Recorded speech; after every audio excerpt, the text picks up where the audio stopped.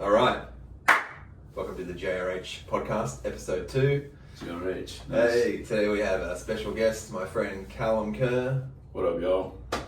all the way from Edinburgh, Scotland. All the way from Edinburgh, Scotland / Madison, Tennessee. Madison, Tennessee. Musselburgh, right? Musselburgh, yeah. Musselburgh.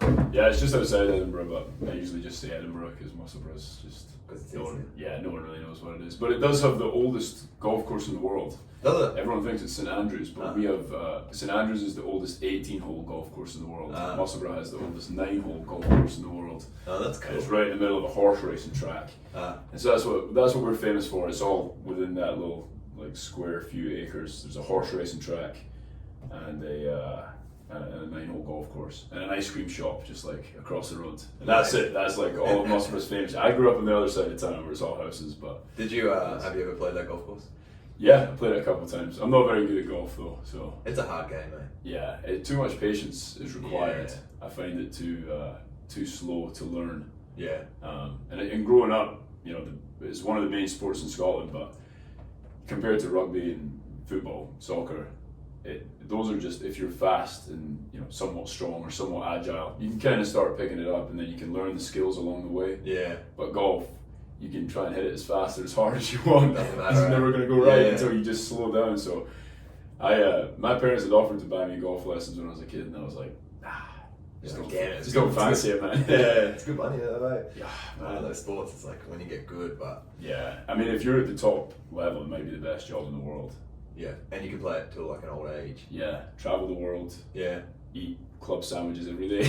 You don't have to be in the best shape. Yeah, what was the name of that? Was that US guy who just smoked cigarettes? John Daly? John Daly. Yeah. He lives in Nashville. Does he? Yeah. Yeah. He's out at Losers all the time. Is he? Is he there? Yeah, I've got a couple of times. Yeah, he's got his own drink. I can't remember what it is. It's I think it's a seltzer. Like a White Claw type thing. Yeah, right. And he's just passing them out.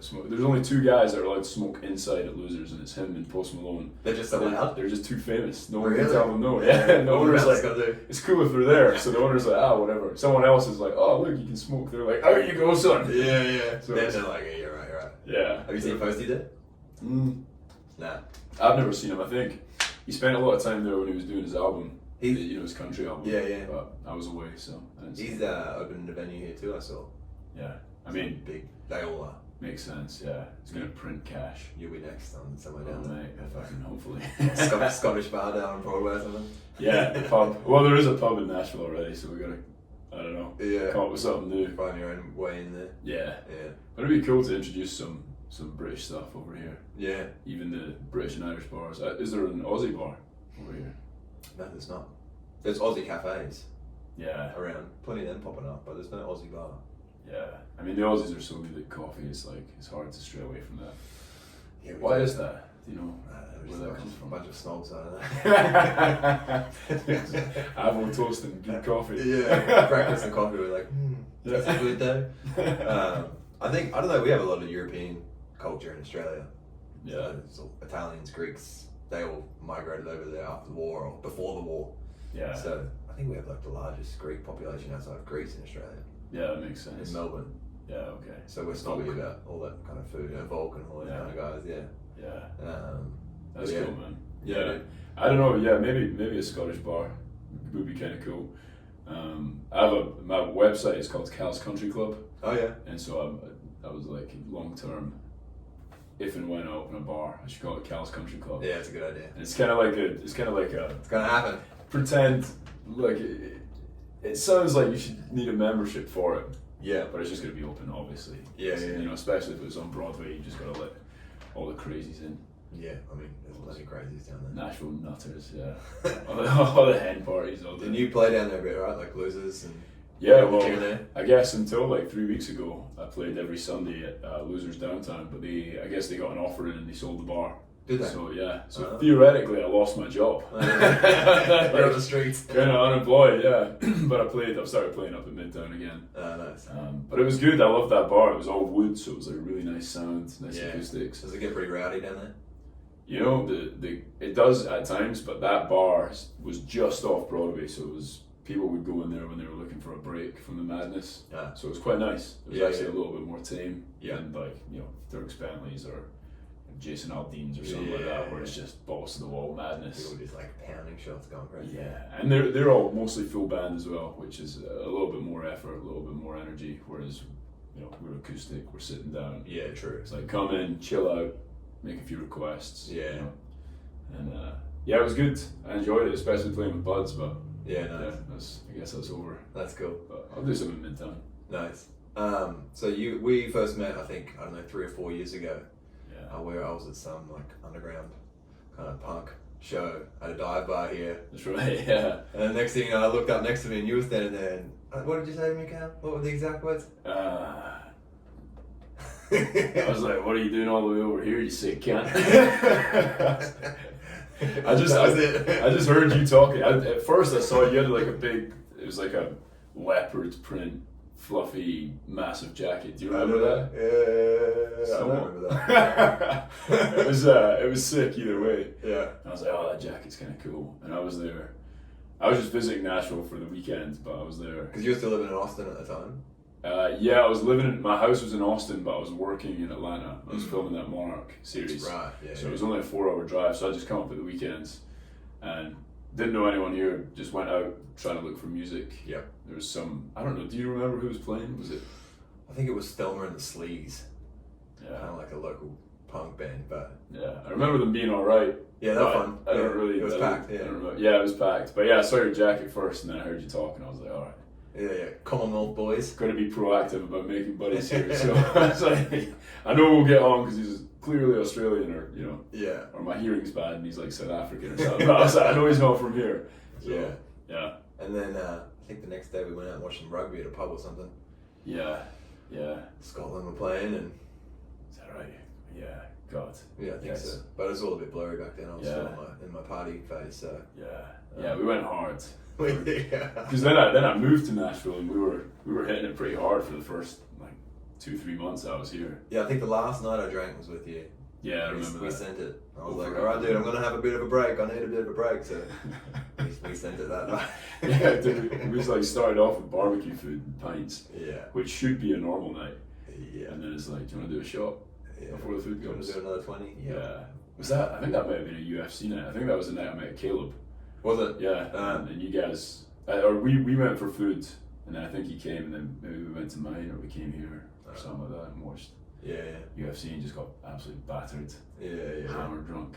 Yeah, so Callum's also like, we watch a lot of UFC together and always nerd out on UFC things and I mean there's not many main cards not many pay-per-view cards that we miss. No.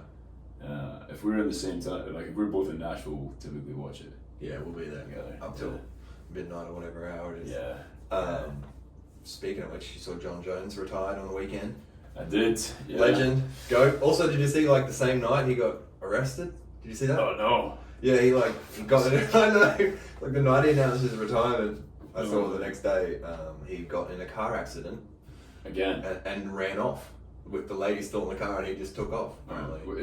Was that in Thailand? No, he's back in Albuquerque. So this is in Albuquerque again. So it's the same night he announced his retirement. That's wild. Classic John Jones. Yeah. You almost don't expect anything less. I know, right? I wonder if that's when I think about athletes that are at the top of their game and they're a bit messed up mentally, I wonder if there's a correlation. It's kind of like a lot of comics had bad childhoods. So they learned a sense of humor. It's like I wonder if he's just so messed up in the head that that's part of the reason that he's the best of all time. Yeah. But it's also what huge nightmare for Yeah. his personal life. Yeah, exactly. Yeah. They normally go hand in hand, those things, eh? Yeah. Like a lot of the greatest artists of all time have generally had pretty horrific childhoods. Or... Yeah. I mean, I had great parents who classic working class parents, did their best to give us everything that we needed. Never had much money, but there's definitely some things from my childhood that I'm like, that's probably why I'm the way I am. You really? Some stubborn tendencies and what kind of things would you say? I think my parents both worked from when I was like I think it was 3 months old, so I just got shipped off to like a childminder during the day. Yeah, right. And It wasn't rough, wasn't bad. Is Musselburgh is a pretty rough area? Musselburgh's rough, yeah. So school was a bit weird, and that was, you have to either be, tough as nails, or funny, or good at sport, or whatever. So figure out your thing to not get beaten up. Yeah, don't become like the target type thing. What did you gravitate towards in school?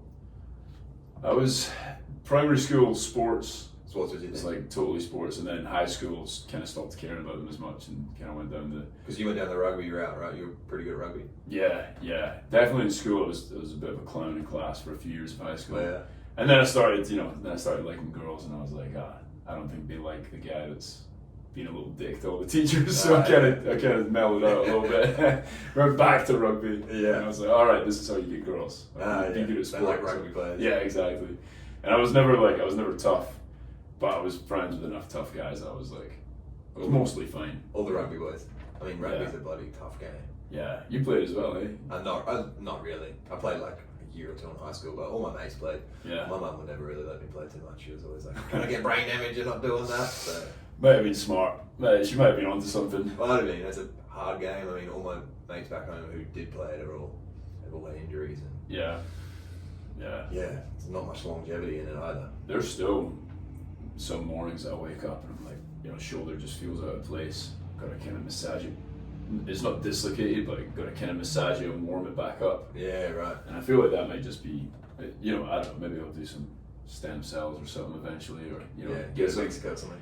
Yeah, I was thinking about doing surgery and getting a full-on band put on it, but still do jiu-jitsu and stuff. So I'm like, I'll maybe wait until I'm fully kind of retired and just doing yoga. What's wrong with it? Dislocated it once. Did you? And just was never the same. Yeah. Just, I think a bunch of shrapnel, bunch of just things stuff floating around in there. Popped and things. Is that like your main tackling shoulder? Probably. I think so. Yeah. Probably. Yeah. Although saying that, I think all around the neck, shoulders are just a little bit beat up. So every now and then, jiu-jitsu, I've got to take it easy and can't turn one way for like a week. This is so much fun, but damn, I'm not a pro athlete. I don't have the time to do all the recovery, and I'm like, I've got to remind myself to slow down. Yeah, because you do like ice baths and stuff for recovery, do you? Yeah, ice baths are good. To be honest, I don't know how much they help for recovery. I know that there's some science that points towards it maybe, but for me it's more of a mental thing. Yeah. Just getting out and feeling buzzing for the rest of the day. That dopamine's like yeah, you just are firing. And yeah, again, it might be a little bit of a placebo. Yeah. But it definitely works for me. So well, no, I saw a thing recently. They reckon it's like equivalent to the hit you get from cocaine in terms of dopamine from an ice bath, like a 3-minute ice bath. It's like. I mean, you do feel class. Yeah, after that. Especially that you get out and your body's like, it's almost like pins and needles. Yeah. And then your body's just like fighting to warm itself back up. Yeah. Even when you towel yourself down, it's almost like your skin's a bit sore. Yeah. But once you're dry, you're just like, this is class. And then if you can get out into the sun for a few minutes after that, you're just warming back up like a lizard. Yeah, just laying there like, oh yeah. Yeah, I believe in it. My next step's a sauna and doing a little bit of like going between back and forth. Yeah, I want to get a sauna as well. Yeah, that'd be cool. Have you seen those ones that you can get? It's kind of like it looks like a seat, so it's probably like the same width as a seat. It's got like a hood that you pull over, so it's almost like an L shape. It's kind of cool. It's like a one-man sauna. It's kind of cool. I've seen the ones that come up to like here. They're like a pod. You sit in them. Oh, so kind of like an ice bath, but yeah. And you kind of just up to your neck. Yeah. I was looking at one on Facebook recently, Marketplace. I'm always on there trying How to much? find it's cheap. It was like after model. Oh yeah. I don't know, like $400 I think it was. It's not bad. Yeah, for a wood one. But I've looked in. I don't know. Do you trust those infrared ones over like the traditional steam saunas? Yeah, I don't know. There's so much new technology. Oh yeah, I'm like, we like to test animals for this. Or, yeah. I like to make sure that. Someone said something the other day. Oh, they were talking about Trump Mobile. Oh yeah. He's bringing out his own like service. I guess. Is he? Yeah. So it's like a T-Mobile. Well, I guess T-Mobile. I guess it's like AT&T or whatever, but it's called like. Trump Mobile. It's so funny the president's doing that as he's. Yeah. It's like, don't you have enough stuff to worry about? I think it's just something. Yeah. I think it's like they're using the name. They're using. They're jumping on it. But anyway, they're bringing out this service and it's like $45 a month, unlimited, and there's also other random benefits. I don't know. like the car breakdown service, and there's a bunch of other benefits. And on paper, it looks great. Yeah. And one of my buddies was like, I might jump over. It's like half the price of what I'm paying, and it's you get all these other benefits. He was like, do you want to come over? And I was like, I'm gonna see. I'm gonna let everyone else work out. Let's try that first, and I'll see. Yeah, I'll let you guys, because you never know. You try and make a phone call, and it's like, the president has a quick message for you. You're like, I don't know if I want to give the government that much. Can you donate? Yeah. Would you like to fund? Yeah. So I don't know, but it did crack me up. Like it's announced that day, and there's people like, I'm gonna get one right now. Yeah, straight on it. Kind of feel the same about health things. Yeah. Kind of like to let it play out first. Let me see if you grow a third ear. Yeah. If you don't, I might get it. We'll see. Yeah, we'll see. Yeah. But yeah, what about you? Have you looked into red light? Yeah, red light I've looked into. It looks apparently a lot of benefits to it. Yeah. Yeah, like getting a red light lamp. What is the what is it? Is it doesn't like tan you or anything, right? It's just it's like invisible light. Yeah, it's a certain spectrum of that light is apparently really good and healing for you. Yeah. Good for your mitochondria, they say. Yeah. Which is what they say about the sun as well. When it's sunrise and sunset, they say the red light is really good. Right. Lots of people now talking about how it can even heal your vision if you can. When it's at that point, like just above the horizon, you can look at it. Right. And you're getting like pure red light. Yeah. To all sorts of people. So, yeah. Someone's gonna see that and try and look at it straight in the eye. Yeah. Midday. At midday. Yeah. I'm blind now. Yeah. It's the last time I followed advice from some guy online. Yeah, this is not medical advice, guys. This is not medical advice. Yeah. Yeah, but I mean, we kind of do that as much as possible. Walk a dog in the morning. Yeah. Get out in the yard, because with Isla, I've got an 18-month-old for anyone seeing this or meeting me for the first time. I've got an 18-month-old kid, and we'll put sunscreen on her. If we're out at like midday, because she's got Scottish skin, and she will burn. But morning and night we just try and get out there. Yeah. Natural sunlight. Early evening, she just runs around, and it's like it's just so you can. She's just naturally, as soon as the door's open, she's like, wants to get me out there. Yeah. Kids now. Midday, is right now it's 90 degrees, so it's probably a bit warm for her, but yeah, it's heating up in Nashville. It's gone from like a really nice, cool, wet spring to the furnaces turning out. Yeah. Yeah, we probably disagree on that. I'm a big fan of the horribly hot summer. Yeah. I come from the heat industry. Yeah. Get me back to fall or spring. That's it. You want exactly what you didn't grow up with, eh? Yeah, it's funny that. Yeah. It was pretty rainy where you grew up, and cold. All the time. All the time. Even in summer. I mean, you get nice days, but not long.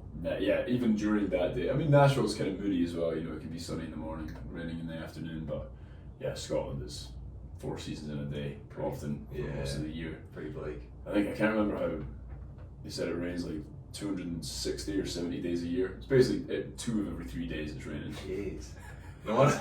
And by the way, you sometimes get 2 weeks of sun, which means if you get 2 weeks of sun, that's 6 weeks of rain. Which makes sense why England just wanted to get out of there and colonise all these other places. This sucks. Yeah. Let's go to Australia where it's hot and deserty. That sounds nice. You stay at home. We're going to explore the rest of the world. Yeah. Let's go to the tropics. Anywhere else. Yeah. And I saw something the other day. It was like, England went to war for spices and still has the most bland food known to man. Yeah, it's true. It's true.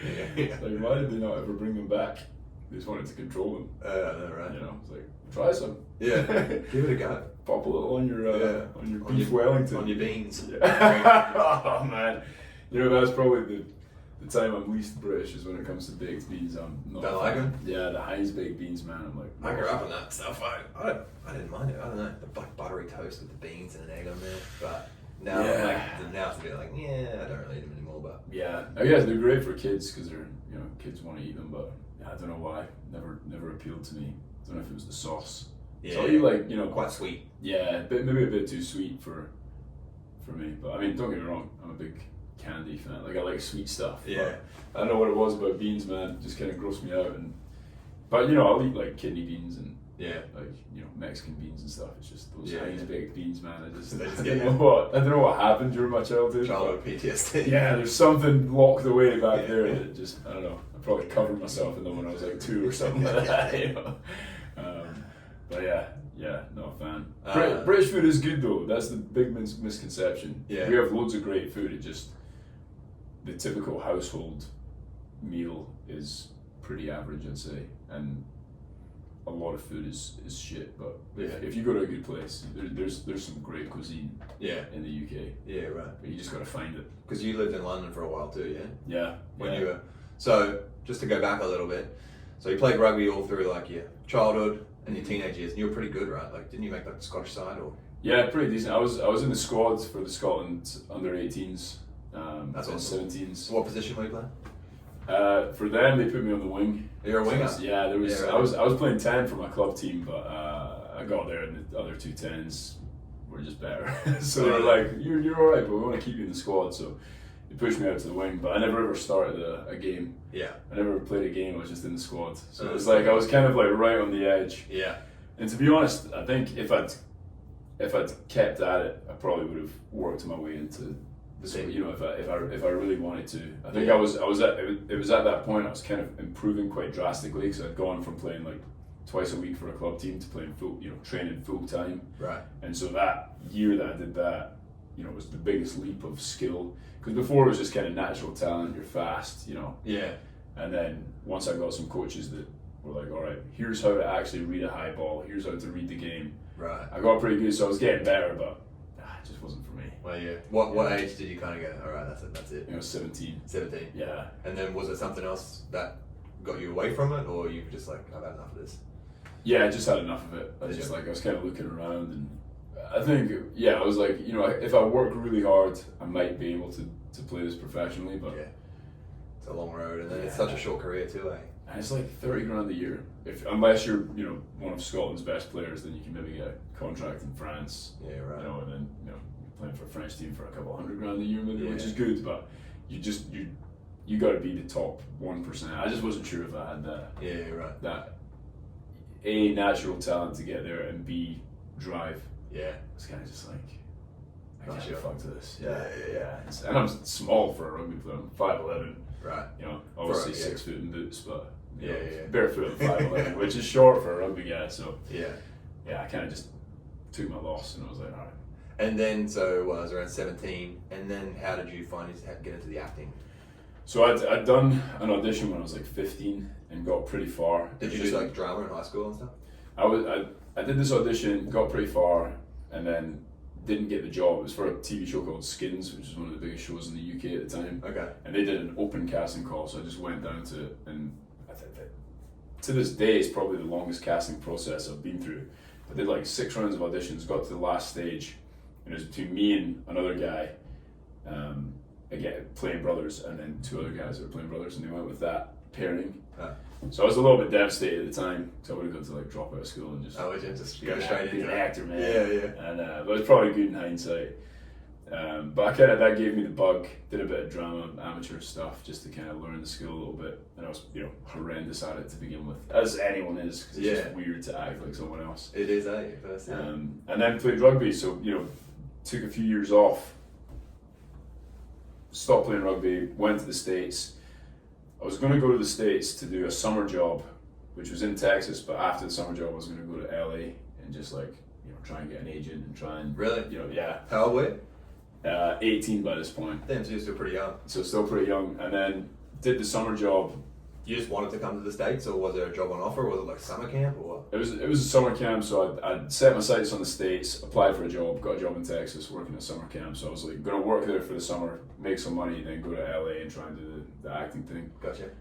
Didn't work out. Summer camp closed early. My visa got cut short. Didn't get paid as much. Okay. And so I just traveled around Texas a little bit. But that was when I kind of got into country music, and really, which was cool. And then I came back to Scotland after my visa was up. Was it just like a ESTA travel visa? It was a J1, which is like a short term. Yeah. It's kind of like a student visa. Like you have this is your semester, and then you've got 30 days afterwards to fuck around, and then get out of there. Get out. So then came back.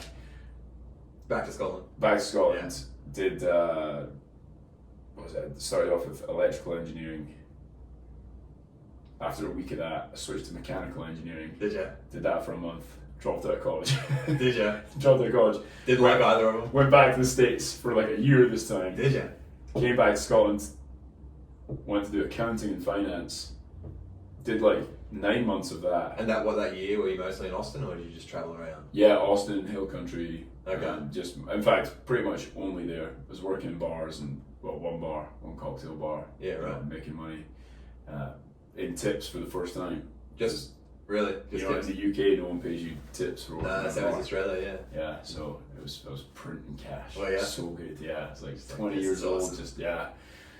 Yeah, and then, you know, came back again to Scotland, did accounting and finance for 9 months. Was actually pretty good at it, like getting straight A's, and I was like, this could be the future. An accountant? Yeah, did a summer intern, or leading up to summer. Wait for it. Leading up to summer. I was working in a law firm in the finance department. I was just looking around, like, everyone here is miserable. Damn. Yeah. And like, I want to go do something cool. And so my idea was that I was going to go to London then to just start acting.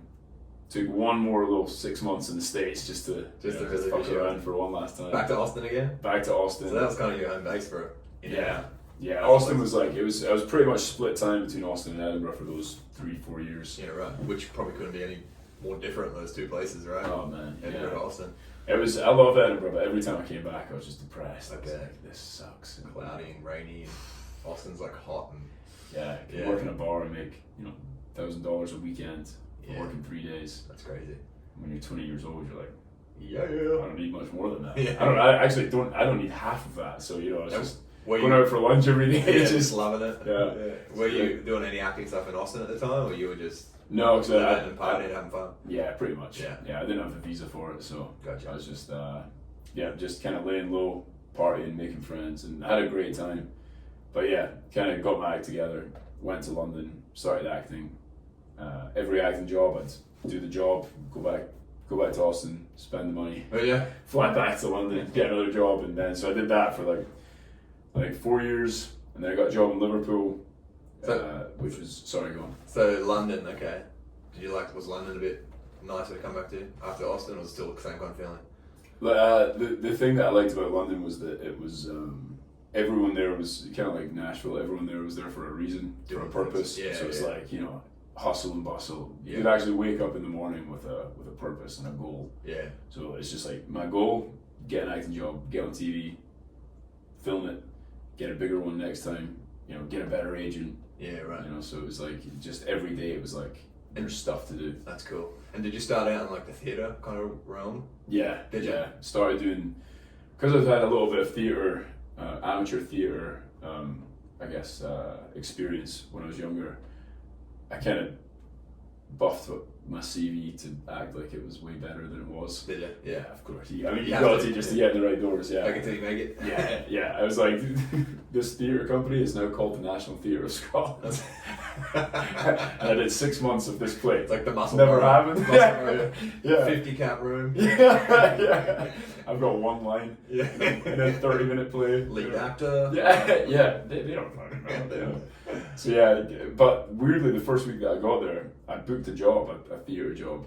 And it was in London. In London, yeah. It was playing a lead singer of a rock band, so there was music in the show. Oh, cool. So you got to sing and play guitar as part of the show, and play this cool rock star that eventually has like a huge downfall, and it all comes crumbling down at the end, which is kind of cool. Classic. Had some good direction. Learned a lot about acting just doing that. And what were you just like going around to theatres and auditioning and knocking on doors and making it happen? Pretty much, yeah. It's a couple of websites that I used. One's called Mandy. Okay. It used to be called Casting Call Pro, and that's for the smaller jobs, the non-union jobs, so like fringe theatre, like this one was. And I remember my rent was like £175 a week, and the theatre show was paid £150 a week. So I was working in a Mexican restaurant during the day, and then like cycling to the show at night. Wow. And then you come off stage sweating, just being like crying and doing all this crazy acting. Yeah. And then you go out for a few pints, go home, wake up in the morning, you're back like, so the tortillas are actually on offer today. It's like, oh man. You're like, yo-yoing around. Oh man, yeah. But it was good. That when you're that age, it's just you just have this unlimited energy. So Yeah. you just don't just, like, sleep. go, You just go, go. crack on. Yeah. And you liked London, like living there? Yeah, London was cool. I mean, probably depends on what you're looking for, but one of the best cities in the world. Yeah.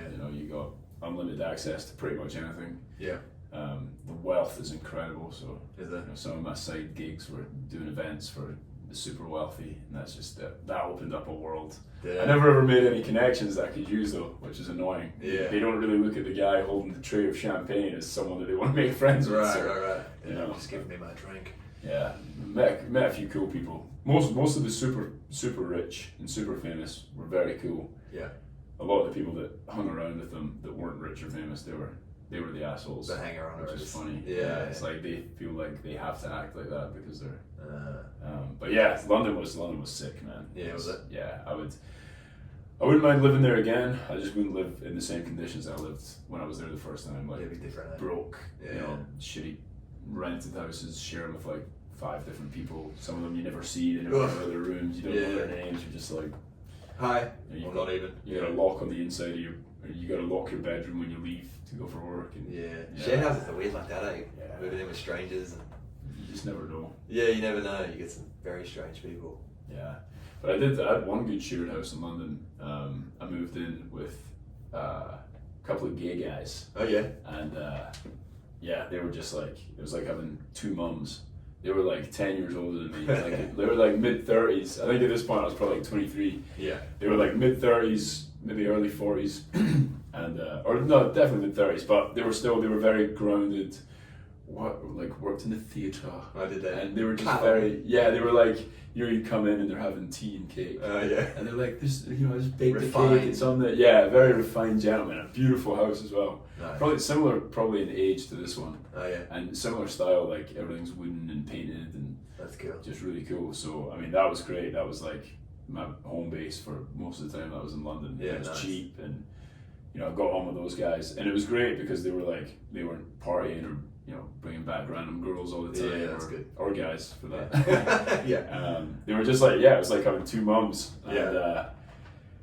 And it was, that was solid. And then eventually, I was kind of like, all right, love you guys, but I'm kind of living different lives here. So Yeah. I ended up moving in with my buddy, who's a photographer, and did that whole like Northeast London creative apartment. Did you? I've got like photography stuff all over the walls. Is that like the creative artsy area of London? Yeah, Northeast London? yeah. I was in Islington. Most creatives probably around about like Shoreditch, Okay. East London. Yeah. But yeah, we would cycle everywhere, so you get there in like 10 minutes on a bike. Oh, that's awesome. So it was class. I did some like photography work. Oh, cool. Was acting, starting to get like decent acting roles. More So theatre or starting to get TV? starting to get TV. Okay. And paid off all my stupid student loans that I'd taken out. For the prior things, yeah. Which were basically just spent on beer money. It's Yes, just as it stupid. goes. But yeah, did a couple of years there, and then got a job in Liverpool. Moved there. I was always going to keep going back to the the US, but I kept getting more jobs in the UK and Europe, so I just kind of kept a base in both. What were you doing in Liverpool? That was Hollyoaks. That was probably the biggest show that I did up till then. Which is like a big Soap opera. soap opera. Yeah. Similar to probably like Neighbours or Home and Away in Australia. Exact same shit. Yeah. Exactly the same, I mean, they serve a purpose. It was kind of like my version of drama school, because I didn't go to drama school. I didn't do any formal training. Yeah, so it was right. like you're in there like a 9 to 5 Mhm. every day. Yeah. You just get to practice. Like you try something and you watch it like 2 weeks later when it comes out, and you're like, oh, that was bad. Yeah. I'm not going to do that again. But Right. you learn quickly. Watch it and learn and keep going. Yeah, That's cool. that was cool. Yeah. How long was that for? That was it was supposed to be a year. It ended up 18 months because of COVID. That's right. COVID is 2020. Okay. Yeah, so I started in 2019. Did a couple of big changes. So they started in 2019. 6 weeks later, they made my character gay. Oh. And I was fuming. Like that wasn't an initial contract. Yeah. Again, I lived with gay guys. I'm in the Yeah. theatre world. I've got loads of gay friends. I just felt a bit uncomfortable that they kind of Threw that in there. Yeah, they kind of sprung. I mean, they did say at the beginning, there's every opportunity, there's every chance that it could happen. You could get run over by a car and become disabled. Now you got to spend the rest of your time acting in a wheelchair. So it's a soap. You never know what's going to happen. Or someone comes back from the dead and it's your twin. And you got to play both. Or some. There's so many different things that can happen. But it made the character gay, so I was a little bit like. What did that entail? And luckily, same week, Yeah. COVID hits. Yeah. And so we stopped for 4 months, and I was like, I don't know if I want to do it. Like, again, it's not. I have nothing against straight actors playing gay. I think if you want to do it, you should do it. But I just felt a little bit uncomfortable, and then I felt a little bit like, you know, if I'm feeling uncomfortable, it's not really fair to the audience, the character, to play it. Right. And then we go back after COVID, and I'm like, do I just like drop out? Do I just quit? And then they're like, because of COVID restrictions, we're going to have to film it, so the characters are always 2 meters away, and there's going to be no like physical contact. So I was like, oh, okay, so I can probably pretend to be gay as long as I don't have to kiss the guy. Right, So for the next year, once we got back, I'd played that role, and it was like it was pretty well received. So it was like social distanced acting. Yeah. Bro. So they just like That would have been weird, I imagine. kind of like stack the camera. You call it stacking, Okay. so like it looks like you're closer than you are. Yeah, right. Thank God. I don't know if I could have survived if I had to go in there and kiss a dude every day. Your first scene back, Yeah, so lucky. There's a couple of cringy lines, but it's like, you know, for what I was getting paid during COVID, having a job, you know, having to pretend. And my guy he wasn't like romantic or anything. He was a bit of an asshole. He was actually manipulating this other character. So I was kind of like a horrible guy. So it wasn't as bad as I thought it was going to be. That would be hard, like, because acting, you're taking on different characters, but at the same time, it's like you want to also do it in a truthful way, so it would be hard to. Yeah, and with soaps, you know, it's already quite unbelievable when you Right. you know, when you look at it. And some of the, you know, sometimes you're getting the script on the day, and so it's hard to sometimes even act well. So you get the script on the day, and you have to like rehearse. Sometimes, yeah. most of the time you're a few weeks out, but you know, sometimes you're just getting it in the morning. Hey, they made all these changes. Sorry, you're on set 10 minutes. I always thought that would be like one of the hardest parts about acting, just like rehearsing and knowing all your lines. Is it? Mm-hmm. Is it? You just spend hours going over it.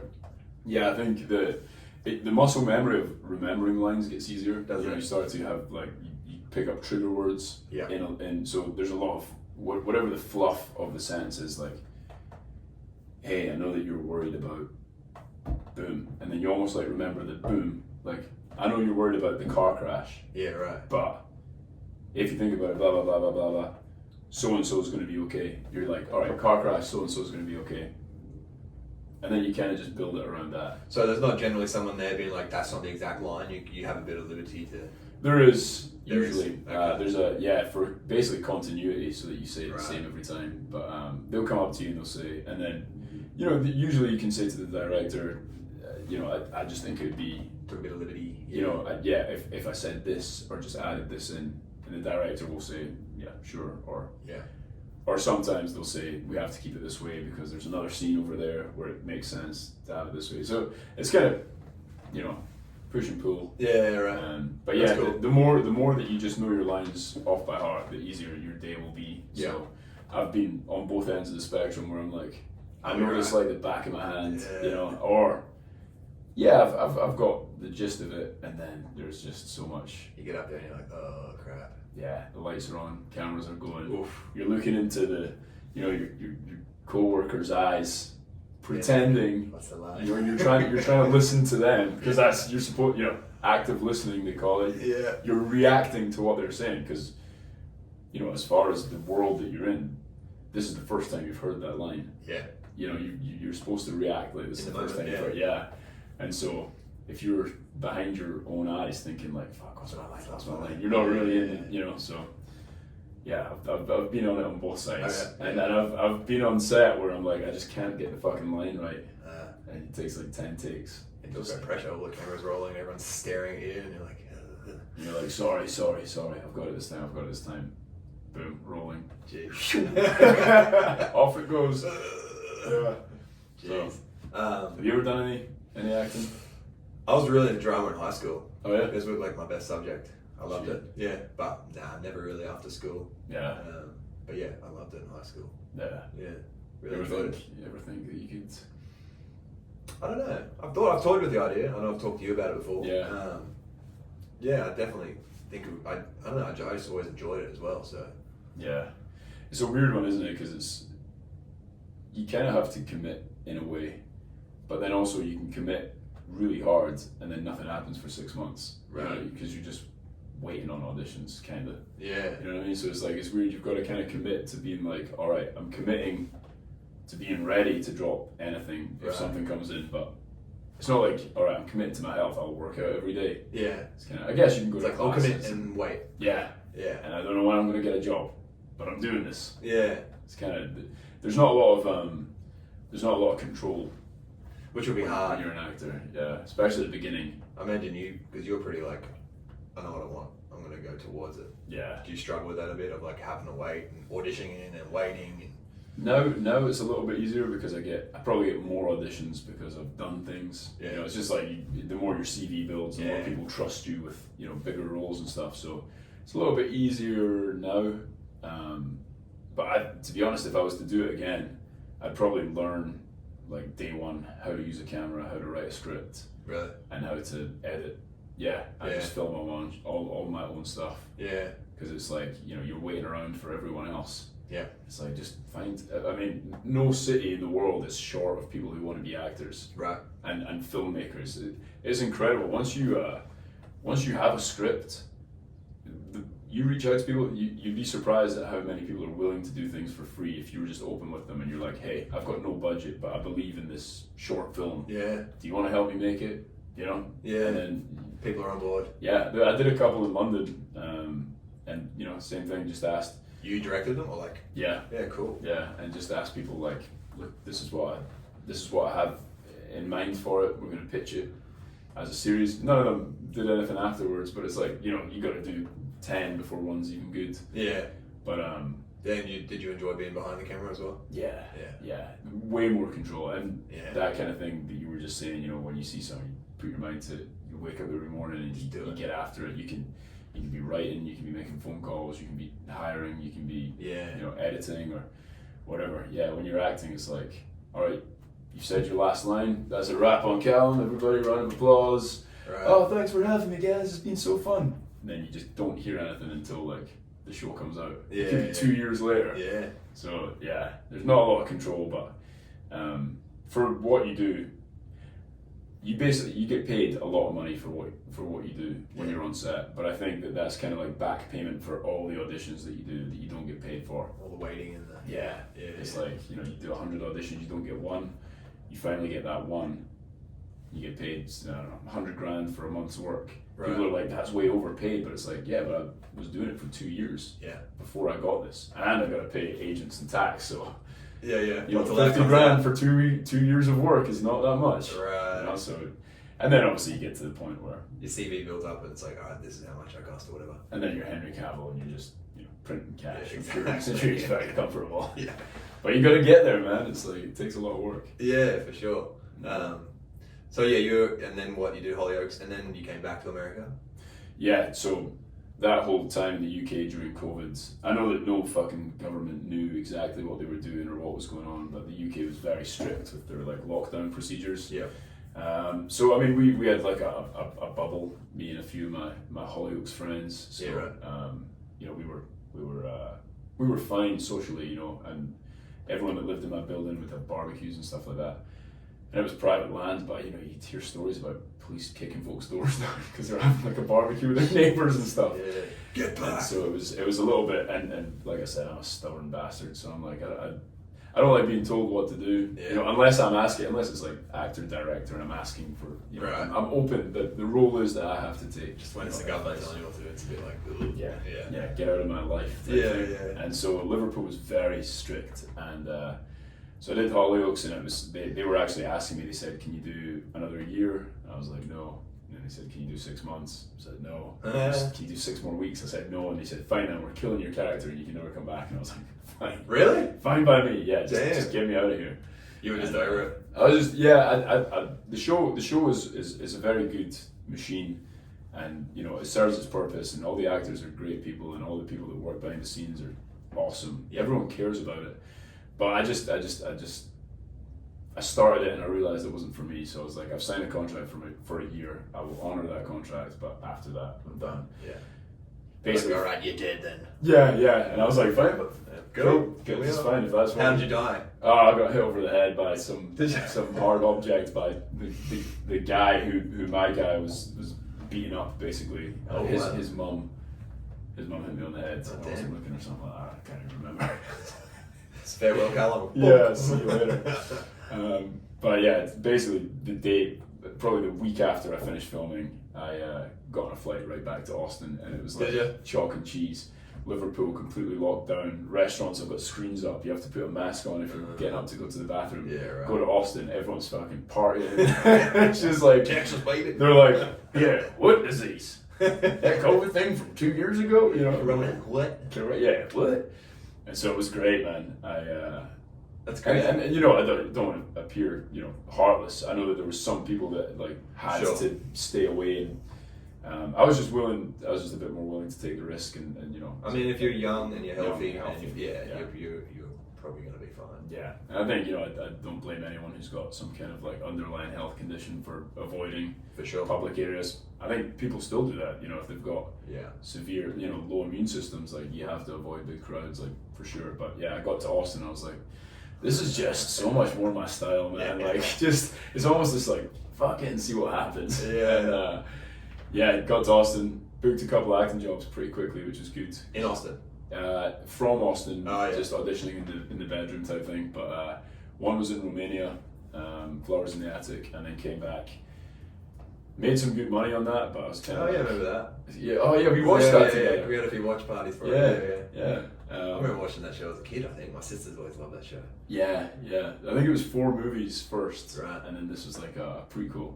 I forgot about that. Yeah. That was like when I just moved to town. Wasn't it like you were hooking up with your sister in that show or something? Was that it? Yeah. Yeah. Yeah, the guy. Something like that. Yeah, it turned out he thought he was her half uncle, which is already twisted. And then like halfway through, her mum says it's actually your half brother, like, not step, fully half. Like, same dad or same mum, I think. Yeah. God, again, can't really remember, but yeah, wild. So Romania, okay. So that was Romania, and then I came back, and I was a little bit like, I'd made some decent money in Romania, but I was a little bit worried, like, oh, I don't know when the next acting job's going to come in. You know, I just finished Hollyoaks, kind of walked away from consistent money, got a job pretty quickly, which was cool, but I was like, I don't want to just blast through that and then have nothing. So I was like, I don't want to go back to bartending because it's just, you know, you're up till 3, 4 in the morning every night. Saps, yeah. And so I signed up to do like DoorDash. Oh yeah. I did it for like a week and I was depressed as hell. Well, yeah. I was like, I mean, from Buying groceries. going from set to like, you know, people are like, what can I get you for lunch today? And yeah, you know, your driver will be there to pick you up at 6:30. And then I'm like, you know, dropping things at the door for $5 tip, and Life has a way of slapping you back into reality like that, doesn't it? Yeah. And then, but you know, it keeps you motivated at least. And I was like, maybe I won't do this. Maybe I'll get my real estate license or something like that. And then I auditioned for a show called Monarch, and I originally didn't get the role. And I was like, I got down to like the final 2. They went with the other guy, and I was like, oh, that was my ticket out of this. So then I stopped doing DoorDash, was just basically unemployed, and I was like trying to work out what I was going to do for money. I was like, dude, should I teach acting or something like that in Austin locally? Yeah. And then I got a phone call on Friday, and they were like, is Cal still free? And it was from Monarch. And I was like, yeah, I'll leave right now. And they were like, can you be here on Monday? And I was like, fucking right. Nice. Yeah. And the guy that they'd chosen was there a week, didn't work out. Okay. So they just kicked him out. Yeah, right. Yeah, we made the wrong choice. You're in. And that was it. That was the beginning of like country music going from hobby to now I'm doing this professionally as an actor. Yeah. That was a Fox show, right? Monarch. Yeah. And you played a country music singer on that show. Yeah. So I was like, if I can get a job acting as a country music singer, I can do it for real. It's already my passion, you know what I mean? It was a hobby passion. Yeah. You know, it's like my sitting in the bedroom or the living room just picking the guitar, singing fucking Waylon Jennings songs. Yeah. I was like, if had you grown up playing music and singing as well, or was it? Yeah, always hobby though. Always like playing guitar in school, singing in the bedroom. Yeah. Never really played many shows or anything like that. Were you in bands or anything like that as well? No. Couple of really shitty ones. Yeah. But we never took anything seriously, so we never practiced, and you know, we'd fuck around in the music room sometimes in school, but never really. But it was always probably the biggest passion. Was it? Yeah, I just never really.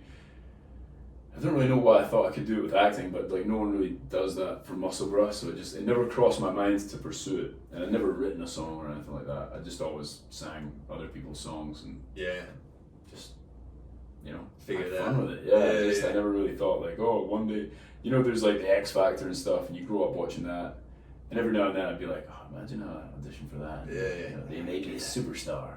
Thank God I didn't do that. I don't know. I always kind of liked the idea of it, but it just felt like a distant thing. Yeah. What about you? How did you? Because you always sang, right? You were. Yeah, I grew up pretty musical. Dad was always singing, and picked up a guitar pretty young, always singing and playing along. And then teenage years, I was always in bands. Yeah. Some of them terrible, some of them pretty good. You gotta get through the bad ones first. Yeah, for sure. I think I joined my first band when I was 12 or 13 in high school, grade 8. It was like a Christian 10-piece ska band called Superfish. Superfish. My buddy at the time was like, oh, do you want to join a band and sing? We sing about Jesus, and we got like trumpets, and we had like a DJ turntable listening. Oh, hell yeah. It's just like, we had fun, man. Every weekend, Mum would give me like $20 and I'd go and be gone all weekend playing shows all over the place. That's cool. We'd be on trains with our trolleys full of our gear and our amps getting around. And I mean, you learn a lot about life early doing that. Yeah, for sure. Yeah, it's funny. I mean, I remember my mom did the same thing. She used to say, right, you're going to this place. Here's the money. You buy a ticket. And she just dropped me off and just to be safe. Yeah, I'm not sure if I'm going to do that with my kid, but So sorry, man. It's probably a good way to learn when you're that young, you know. Yeah, you just work it out. Yeah, it was good for me. It was really good for me at the time. Just like you said, playing in front of people, and all those churches back then were loaded, so they all had like really good PA systems and full crowds every single show. And it's a great experience. It was, when did you get into solo stuff? I got into solo stuff, so probably I'd always kind of written songs. Even in high school, I was writing songs. Yeah. Playing with talent quests and stuff like that. Cool. But I moved to Canada when I was 21. Right. I was living in British Columbia, and I was working on a ski resort, and one of my friends at the time entered me in a kind of competition that was going on at a local bar there on the resort. It was like a weekly duel off. Hell yeah. You'd play, and then the other person would play, and I ended up winning that. Just playing covers, Johnny Cash covers and different songs I liked at the time. And then I got free recording out of that, like studio time. Oh, nice. So I was like, all right, I guess I'll start trying to write some songs. So did you go over to be a musician, or you just went over to I just went over with my best mate at the time. Yeah. I just finished. I'd done a carpentry apprenticeship straight out of high school. Mm. So that's a 4-year apprenticeship in Australia. And then I worked as a carpenter for a year or two, and similar to you, I was like, I just don't really feel like this is me. Yeah. Every day waking up at 5 a.m. and being on the construction site was a bit like, I like aspects of it, but I just always kind of knew it wasn't my thing. And I've always wanted to just travel and go live somewhere else. I think my dad had passed away right around that time as well. So it was just like a mixture of things. So I was like, I'm getting out of here. Yeah, when that happens, something that big happens when you're young, it's like, you just want to leave the physical location. Yeah. You know, it gives you a weird freedom. It does. You know, being away from your home country at a young age. It was. You can be anyone now. You can be anyone, yeah. I remember I was pretty homesick for the first few months. Yeah. So I'd never left home. Right. And obviously Dad had passed, and I was in this strange place, and I was just very much like, well, what am I doing here? But after a few months, it was like, wait, let's just enjoy this. Yeah. It was awesome. That's cool. And then, so you recorded a couple songs, and then... Yeah, I recorded like a 5-track EP, and kind of just kept going from there. And then I traveled, similar to you, a lot of my 20s, I just kept coming back to America. Yeah. I just felt a pull here. Yeah. I don't know why, I don't know, something about it that just kept drawing me back. So I just kept coming here, doing trips, doing mini tours, playing music anywhere I could. Texas. Yeah. I did like a Texas tour back in 2015. Amazing. We were probably there at the same time. Were you? It was 2015. 2015? Yeah. Do you remember what time of the year it was? It was summer. Yeah, we were both in Texas. Was it? How funny would that have been? Yeah. If we'd run into each other. I know, right? Damn. I don't know what I was doing, but... Is it 6th Street? Is that the main kind of street? In Austin, yeah. Yeah, I played some kind of venue down there. It was like one of the old school venues I played there. Oh, hell yeah. And then, what else did I go? San Marcos, out like Hill Country way. Yeah. Played some shows, and then up to Oklahoma, and ended up in Nashville on that trip as well, actually. Nice.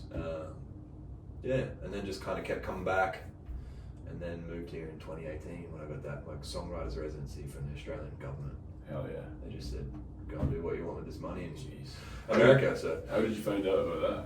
it was like a national residency at the time that was pretty well known. Oh, so it was a pretty common thing for musicians to apply for. Yeah. Yeah. And one Aussie songwriter a year would get it, and they basically just say, go to Nashville and do what you want with it. So Brilliant. I applied for it, got it, and moved here. I didn't know I was going to be here 7 years later. Yeah. I was just kind of like, I was actually going Married to an American. I know, to an American, right? Crazy. Yeah. I was same to you. I was probably going to go to Austin. I spent more time there. I really loved it down there too. Yeah. So I was like, Austin or LA. But I was like, I'll give Nashville a go. Came here and love it. Yeah. Nashville is. It's a good place. I mean, there's a reason it's growing so quickly now. Yeah. Same thing kind of happened with Austin. I know that both cities have been growing way before I ever got to either of them, but they've gone through a similar boom. Yeah. Both places since I've lived there, and Yeah. I'm like, am I part of the problem? Or am I just lucky to get there right as it starts? Because when I got to Austin, it was kind of like a hidden secret. People in the UK thought that Austin was like a tumbleweed, saloon bar. Yeah, They didn't yeah. know what Austin, Texas was.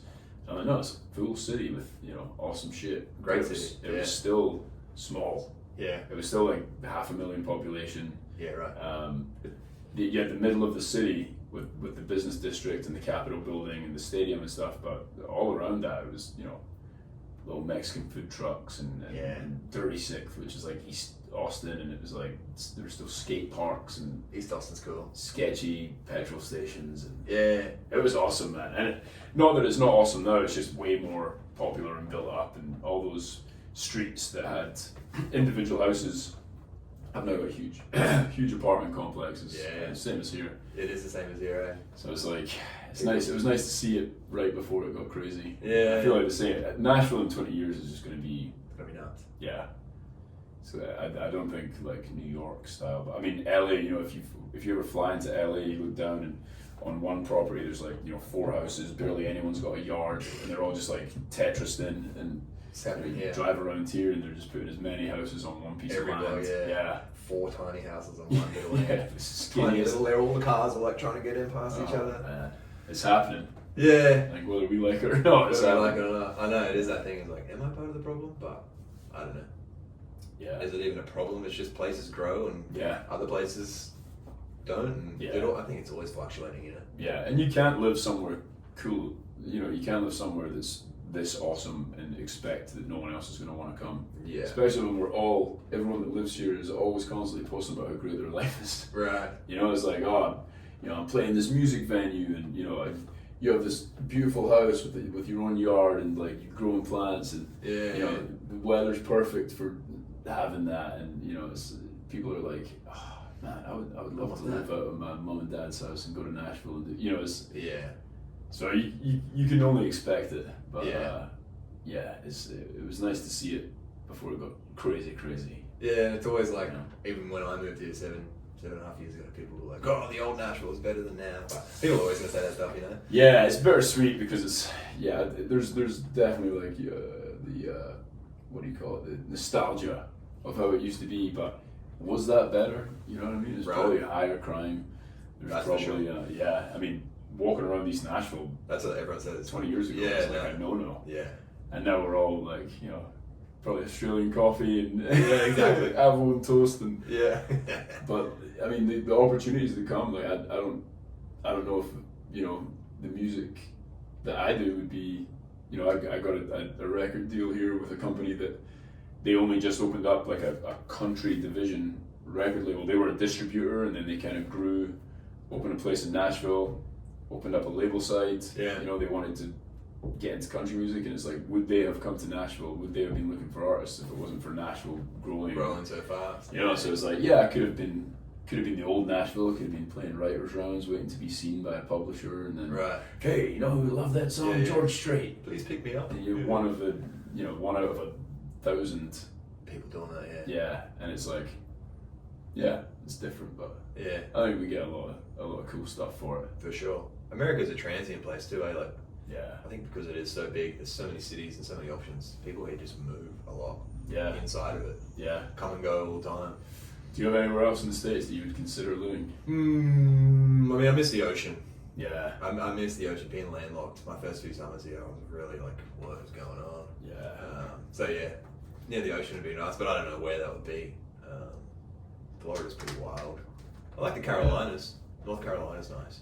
Yeah, I've heard. I've never been. Never been to North or South. Been to Virginia. That's nice. Okay.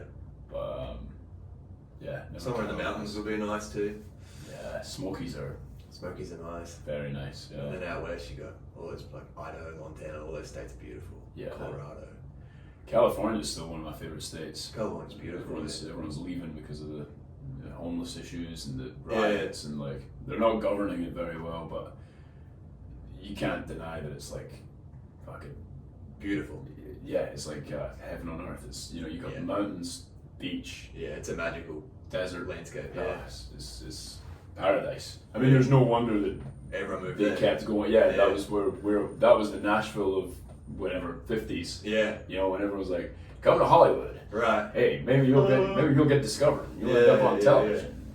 Yeah. You think it's still like that as much? Changing? Not nearly as much. I mean, the downfall of LA. It's still a cool place. I love going.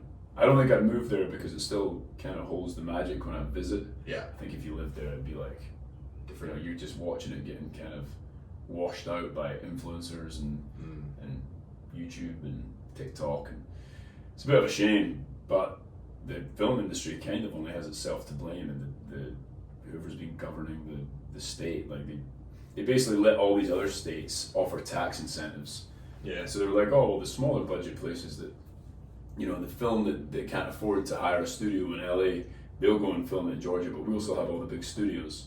And then all the big studios just started, they've still got the lots of land because they're worth fucking billions because they're in the middle of LA or whatever. Right.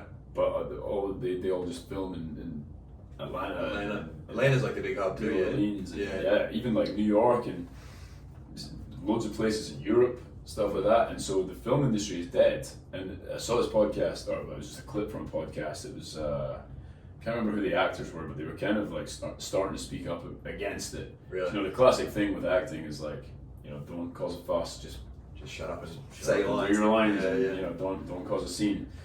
But they were talking about this situation, and they were saying, isn't it insane that if we made, I can't remember what show it was, but if we made this show today, it would film in Ireland or Prague or something, and it's cheaper for us to fly everybody over there and hire a studio over there and get all the people from over there than it is to just walk outside and film it on that concrete out there. Yeah, well. It's like they've ruined it. So I don't know what they're going to do. It's all like late night shows and just bullshit now. Yeah. So they've got to save it. But sorry, that was a bit of a tangent. No, you're good. It's still a beautiful place. You can see why that's where they started doing it. The lighting is perfect. It's like there's definitely magic out there. Save the LA film industry, man. Yeah.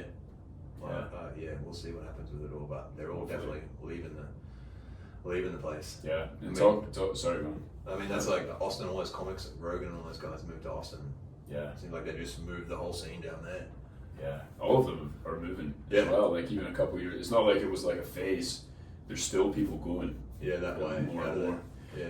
And I got an email from SAG, it's a union, actors union the other day, and basically all the actors in Texas used to be my home for SAG, and we all petitioned to have whatever the tax, I can't remember what it's called, but basically for Texas to follow Georgia, Louisiana into giving this tax break for film companies. Oh, cool. And it was headed by Woody Harrelson, Matthew McConaughey, all these Texas southern dudes. Oh, that's awesome. And so the bill passed. And so they're basically saying, well, while you guys are sleeping over in California, and while you guys have got loads of stuff going on in Atlanta, we'll make Texas the big place, the headquarters. So everything's bigger in Texas, baby. Yeah, the only problem is that weather. It's like it's hot, eh? California's perfect. Yeah, you just gotta sort their shit out. It's it's 75 degrees. Yeah, and sunny all the time. Beaches are out there. Yeah, but Texas is kind of got guaranteed sunshine, so it's like But acting outside in Texas would be brutal. It's like way hotter than here even. Yeah. My Yeah, first time in 100 Austin, I was degrees. like, oh, Yeah. jeez. I think there was a couple of summers it was 100 degrees for 90 days straight. Goodness. And you're just like, Did you still like some of them? I did. You did? Yeah, I hate to admit it. I You're did. lunatic. Yeah, mental. I mean, everywhere's got aircon, and Yeah. the worst thing is like when you get in the car for the first couple of minutes, you're just like breathing in Hurry up. that wet, humid air. Yeah. But yeah, I loved it, man. I loved it. I love Barton Springs. That's a great spot. Yeah, yeah, For anyone who doesn't know, Barton Springs is like this amazing natural aquifer spring in like kind of the middle of the city. yeah. It's like crystal clear spring water coming up, and everyone just goes there in the afternoons and hangs and swims. Yeah.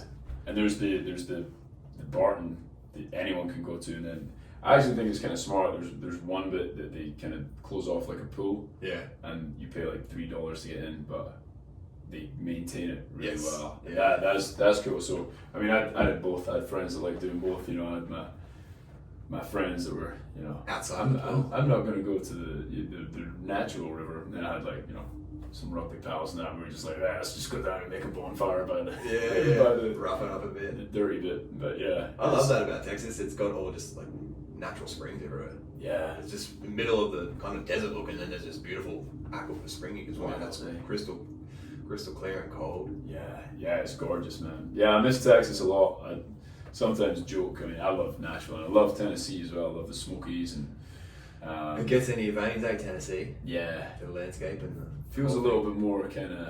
Texas felt a little bit more like I was living in a movie. Tennessee feels a little bit more like normal.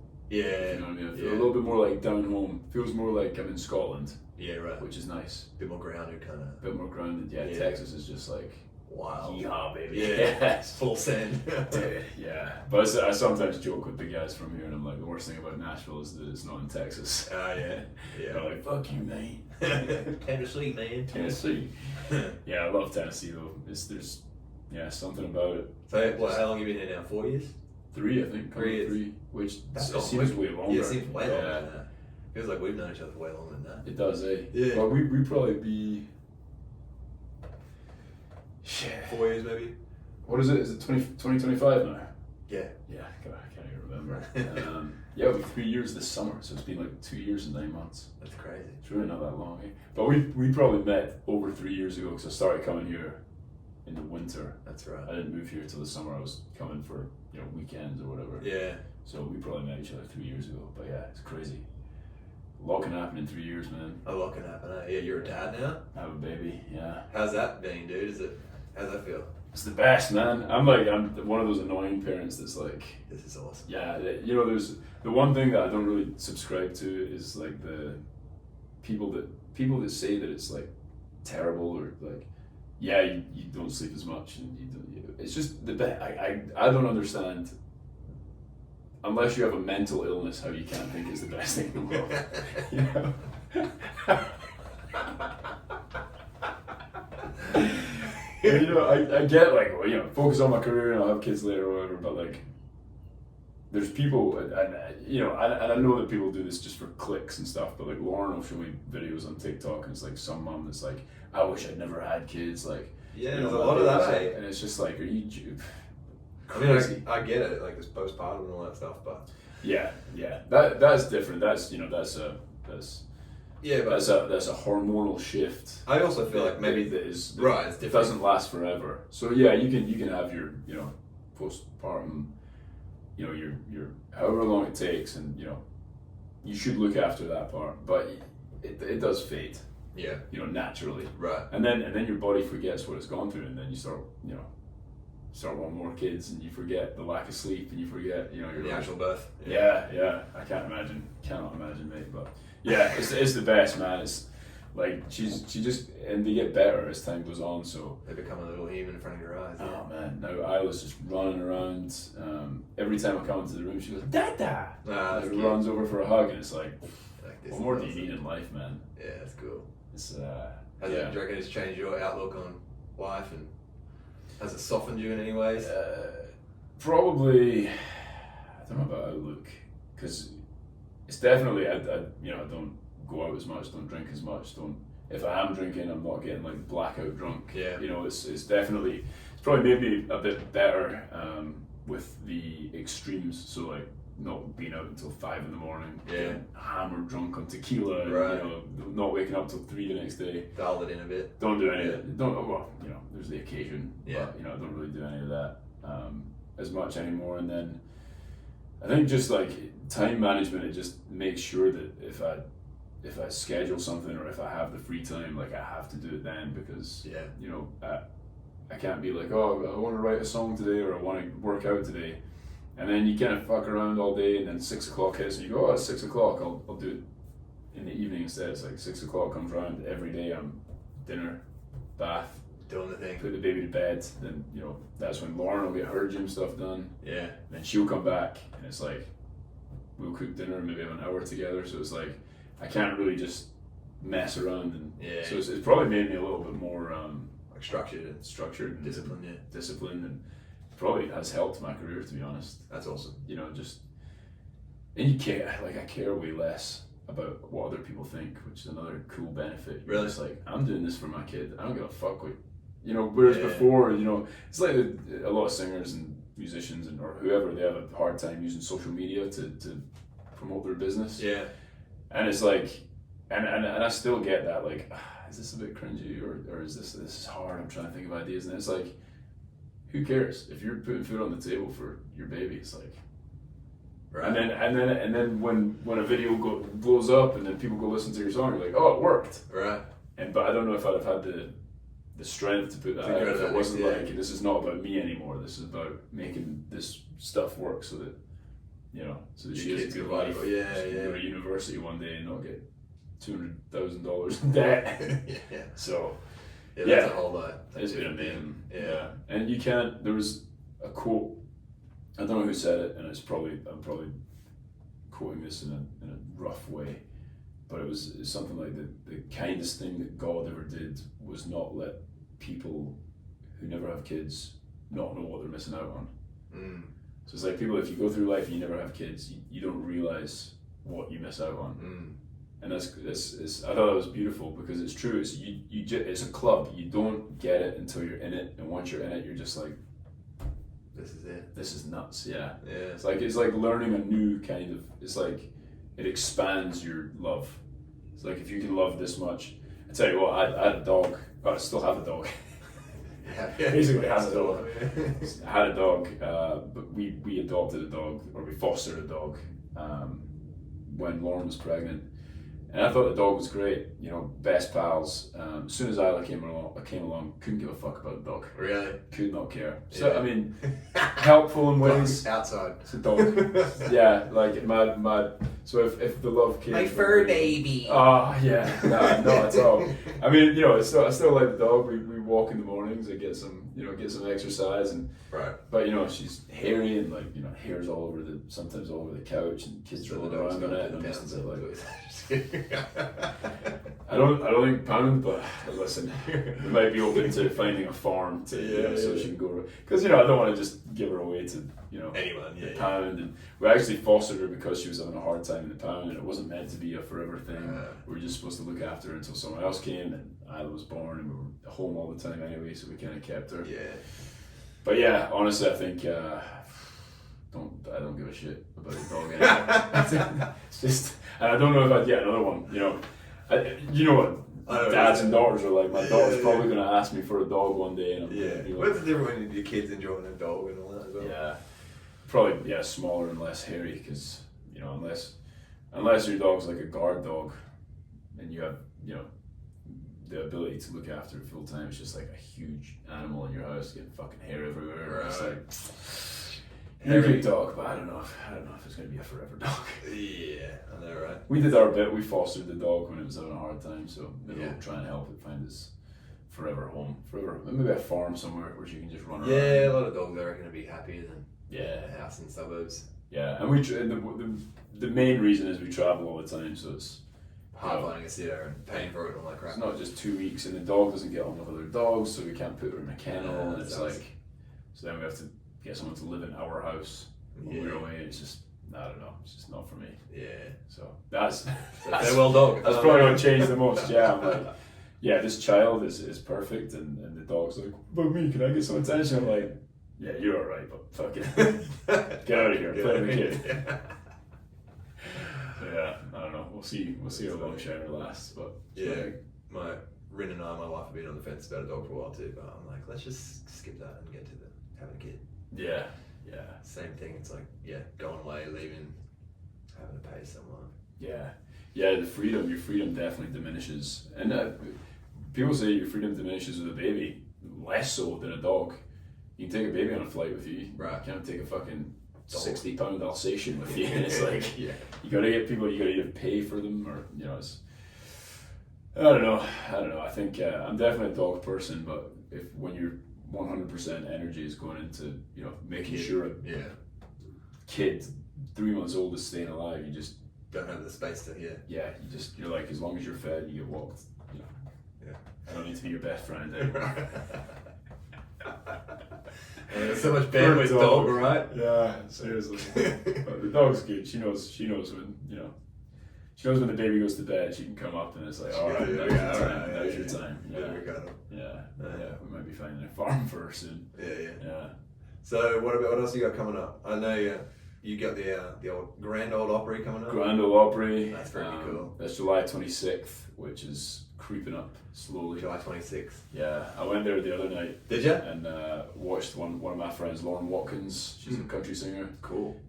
She did her debut. You get 2 songs, and dude, I was nervous for her. Like when she was walking. Really? I was kind of like, so you got 2 songs. Yeah. For anyone out there, the Grand Old Opry is what is like kind of the mother church of country music, right? Totally. Back in the day, it started and was with the Ryman. Now it's up in Opry, and it's a big room. It's a huge, a big room. And to get invited there is very it's kind of cool, man. Yeah, I didn't expect it either. I didn't know it was on the cards. I didn't know that was a thing that was possibly going to happen. So yeah, man. But I think it's like you do your debut and it's like biggest moment so far. But I think hopefully it kind of opens some more doors, and I'm trying to treat it like it's just part of the process. I don't want to be like, this is the be all and end all. Right. I want to be another stepping stone, respectful, but I don't want to give it too much importance in my head, because I want to get up there and be confident and not be like, oh my god, like I can't do the Opry. Even though that's what it is. Right. Realistically, it's like, this is the most mental thing that's ever happened in the music career so far. But I'm definitely going to try and play it down mentally until afterwards. Yeah. And then once I get off, I can be like, holy shit, I did it. I just played the Opry, but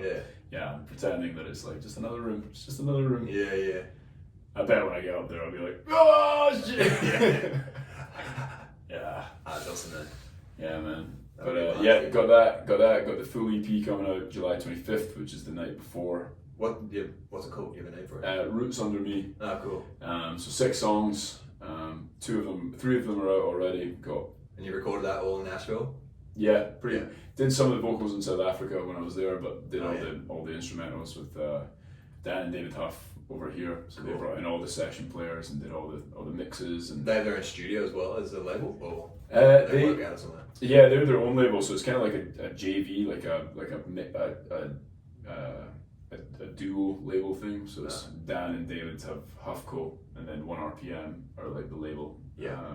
Of their own, and it's kind of 50-50 between those two. So but it's cool because they do all the production in-house. That's cool. So I don't have to kind of go out and find the right producer or anything. I've got that's handy. Dan Huff, who's like, some would say the best producer in Nashville. Really? Yeah, maybe some people. I'd heard of him just from Keith Urban and I'm trying to think who did I. Maybe Kane Brown. He did Kane Brown's early stuff when he went from like nothing to just worldwide massive. Yeah. Okay. So he did Kane Brown stuff.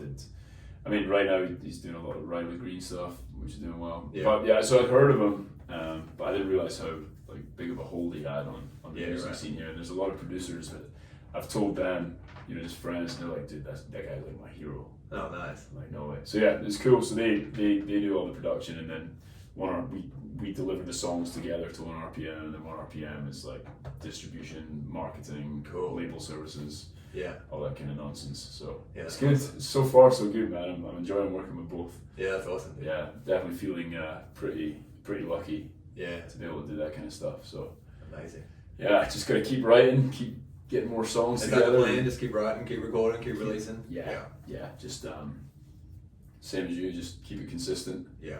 And you know, every now and then one does particularly well, ride that wave, and then get back to the fucking studio and start writing again. Keep on keeping on. But yeah, I think I'm gonna do a little tour this year. Texas, I think. Nice. So yeah, trying to lock in. We've got venues with we call them like options or holds. Yep. So now we just got to lock in which weekends we're gonna go and which venues. Are you gonna do like weekend runs or? Yeah. So probably come back to Nashville for the week, get down there on the Thursday night, play Friday, Saturday, come back on the Sunday. Killer. So yeah. With a band? With full band. Nice. Yeah. And I did a few shows with the bands, last week at CMA or 2 weeks ago at CMA, but I think I'm gonna get a few more folk on a few more instruments, try and build it out, because I love standing there and playing, but I kind of want to grab the mic and start getting around the stage a wee bit more energy. George Strait style. Yeah. Maybe play the guitar for a couple songs and then be like, all right, let's go, baby. Yeah, that'd be cool. So yeah, man, that's the plan. Great. Just got to work out the finances and make sure it's all, I've got some merch getting made just now. Nice. with Chris. Oh yeah. Chris Torian. Yeah. Percy Priest Printing. Yeah. Shout out. Yeah, shout out. He's great. He's just done some stuff for, I think, Meg Maroney. Oh, right on. Pretty big deal. Dude, he only started it like 3 months ago. He's I getting know. these huge orders. Yeah. Just proves that making music's the hardest thing in this time. Yeah. You just, anything around it, Yeah, you just like plug in and go. jump in, and people are always looking for folk who are keen, enthusiastic, wanting to make. Which he is. We fully invested in And he's your bass player as well, right? Yes, yeah. So hopefully we can kind of hit 2 in 1, and he can do the merch, and then Killer. can come down and play bass and Double whammy. yeah, see what happens, man. And what about, you got any acting gigs coming up? No, I just did a self-tape this morning actually for a Scottish job. Yeah, I don't know if I can say which. Can't say. They made us sign an NDA. It's cool. I was watching. I've not even got the job yet. They made me sign an NDA. You got it. Just yeah, I've definitely got it. Thank you. I was really into. I was watching this show called Wheel of Time a few years ago. It's like Amazon Prime. Oh I was loving it, and then you're like, oh yeah, I just auditioned for this like fantasy show. Amazon Wheel of Time. That was nuts, man. Yeah, I was like, what? So I just watched that season. You're on it. That was sweet. It was so inviting. Yeah, man. Did you know they've cancelled it? It was too expensive. What? So they're not doing a 4th season. Damn. Yeah, I hate how they do that with shows. Yeah, well, I get it, but what's funny is like it was season 3 was like the episodes were like top rate. It was basically one of the best shows. I think it was getting too expensive to make, and it wasn't. Even though the people that watched it were rating the show very highly, it wasn't like Stranger Things level of popularity. Yeah. So it's a real shame because it was a quote unquote success. It depends on what you say success is. Is it numbers of people watching, or is it making a great product? Right. I feel like they made a great product, and it's just a shame that I guess Amazon can definitely afford to make it, but I guess they're going to use that money to make other things. Take another shot at it and see if they can have their their Stranger Things or their. Yeah. That's basically it. You just want something that everybody knows the name, and not everyone knows Wheel of Time. People that know it like it, right? But it's not bit more obscure. That level. Yeah. It is a cool show though. It's a shame. But One Piece is becoming pretty household. Is it? Yeah, which is cool. And I think they just announced that it's coming out sometime. Awesome. But they didn't give a date. Which is, I don't know much about that. That's like an anime thing. Yeah. That started off as anime, or started off as basically a comic book, Japanese comic book. They call it a manga, and then the cartoon version of that is like what they call anime, we call like a cartoon.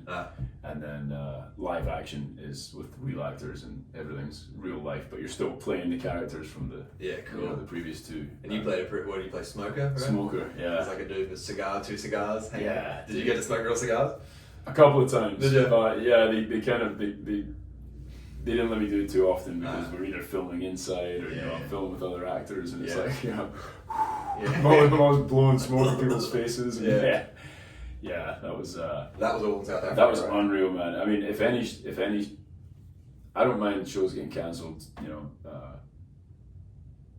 Wheel of Time was a great show to film, but my character wasn't that big in it, and I'm sad for the people that I worked with. Right. It's bigger for them, but it wasn't like a huge issue for me because it wasn't a huge part in the thing. Right.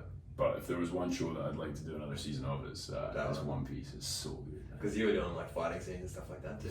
Yeah, fighting scenes. That's fun. Or stunts at least. And you were kind of training Riding a big bike. martial arts stuff too, right? Yeah, training pretty hard. Did a lot of CrossFit. That's right. You really do CrossFit over there. Jiu-jitsu, bit of boxing. It's good, man. That's fun. Yeah. It's, so yeah, fingers crossed. There's not a lot of jobs I think now. I just love being in Tennessee and I love doing the music stuff. So it's like there's not a lot of jobs that I would be willing to be out of the country for like 7 to 9 months. Unless it's worth it. One Piece is one of those jobs that you give me a call, I'll drop everything and I'll be there. Yeah. It's so good, man. Yeah, that's so good. So fingers crossed that goes another season. What's that coming out on? Netflix. Oh, cool.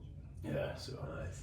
Yeah, we'll see, but that's exciting, dude. Yeah, just classic acting, just waiting around, waiting for the news, waiting for the next thing. Just watching my life slip away. And playing the Grand Ole Opry in between. yeah, it's not bad. Not bad. It's not bad. What about you, man? You got some more songs coming out, or projects, or similar? I've been just recording and working on stuff here, and putting out songs from that. Hell yeah. Self-mixing? No, I've got a guy called Don Bates mixing and mastering and all that. I'm getting my friend Alex. He's putting some pedal steel on it at the moment. Oh, nice. He's over in Spain. He was here for a while, but he's kind of floating back and forth. Yeah. So he'll add that, and it's more like stripped back this album. I feel like it's kind of gone way back to where I started out. Just me and an acoustic and pretty minimal production. So it's been really nice, kind of getting back to that. Yeah. Well, I feel like that's one of your strengths, so I'm just double checking my. Oh, it's only 12 to I was like, I'm not sure how long I've been going for. I've got a call, but it's not until 2:30. I was like, I've got fucking ages. Yeah, I feel like that's one of your strengths is just picking a vibe and making a whole record with that vibe. Yeah, I think it is. I hope it's a strength. I don't know. I mean, I've met with a music industry guy a while ago, and he was like, it's kind of your Achilles heel. You're all over the shop. It was like the first thing he said to me, and I was like, fuck that. What do they know? And I was like, it's all over the place until it works, and then it's like, right. And then everyone will call you a genius. Yeah, who knows, man? It's different because I've had since I've lived in Nashville, I have gone through.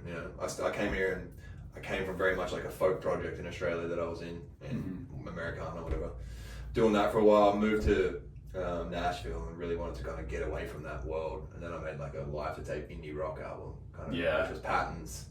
And then Patterns, I went into JRH, which I think was around the time I met you, which was kind of punky. Yeah, synthy, pop, punk, rock, but still like songwriter kind of based. And then I went full electronic into Light Shape, which is like cool. When We Touch. Yeah. That album. And then I kind of went back to indie rock, Fragile Like a Bomb. And then now I feel like I'm back to the start of just like me and an acoustic guitar. So hell yeah. It's come full circle as it goes, but yeah, I had fun doing all of it. I felt like it was all me just creating and expressing. And well, it kind of like almost like tattoos on a timeline, isn't it? It's like, right, that's where you were in your life at that time. Yeah, I think it's good to evolve and nothing change. Nothing can stop you from going back and doing the same style of album that you've done before as well. It's not like you do it once and if you do something else, that's it. You're not allowed to go back. It's like you can do whatever the hell you want. You can do whatever the hell you want. But then I did read something recently, and it was kind of saying that like, if you're too all over the shop, I don't know, some like social media guy being like, if you're too all over the place, people don't know what you are, and they can struggle to like define you in their mind's eye. It's like you almost have to really dumb it down in a way to be like, this is what I'm doing. Sure. At least until you're established, I guess. Like Post Malone, right now can kind of do whatever he wants because he's Post Malone. Yeah. But if you're doing that too early on, then it's kind of like, people are kind of like, well, I don't know what this is, so I don't have the attention span, so they just move on. But maybe I don't know. Yeah, I never really. I don't think there's a right answer. I don't think there is either. I think if you're doing it and you're feeling it, I mean, if the songs are good, I think who cares? People will gravitate to the song. I mean, there's so many artists that even I have on my playlists where I only like one of their songs. I don't have any idea what the rest of their discography sounds like, but I've heard this song and I've just been like, oh shit, that's good, like that. Yeah. Listen to it properly later, and then I'll listen to the rest of the songs later. But you never get round to it because it's one of like 1,000 things you listen songs to in one day. Yeah. Right, yeah. So it's like, it is more song based these days, hey? Yeah. I'm the same, like I barely listen to albums now. It's kind of like, I like that song. Who's the artist? Yeah. Oh, keep an eye out for the next one. Yeah. Yeah. And then you kind of move on, and next day you listen to a bunch of stuff. But yeah, I wouldn't mind. I like listening to a full album, but you're almost best putting them out almost all as singles first, and then just bundling them. yeah. You got to get the most bang for your buck now in terms of your marketing and all that, eh? Yeah, man. Otherwise, you're just putting an album out, and then you're like, all right, what now? There's a few guys that I like, like Russ, the rapper Russ. Yeah. And there's a guy, just met him a couple of months ago called Nick D. Okay. He's a cool guy. You like him. He kind of does that. He jumps around in different genres.